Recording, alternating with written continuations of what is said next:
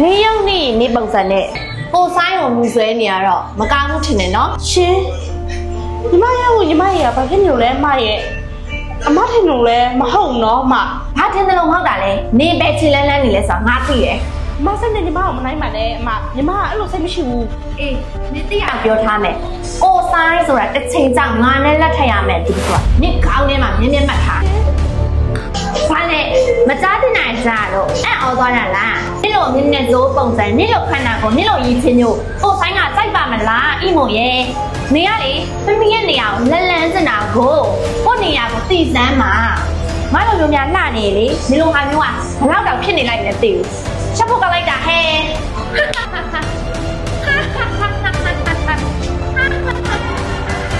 ဒီလိုမြင်းနဲ့ဇိုးပုံစံနင်လိုခန္ဓာကိုနင်လိုရည်ချင်းမျိုးထားမယ်ကိုဆိုင်ကဆိုတာတစ်ချိန်ကြောင့်ငါနဲ့လက်ထပ်ရမယ်သူ့ရဲ့နေရာခေါင်းထဲမှာနည်းနည်းမှတ်ထားရှင်း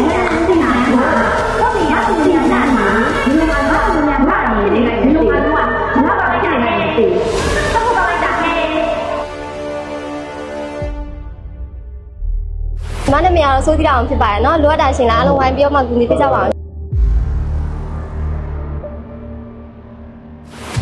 အမလုံးဝမကိစ္စမဟုတ်လားဝန်ထမ်းစစ်စစ်နိုင်ဖက်စီနေမလို့ရှင်ပါမှာ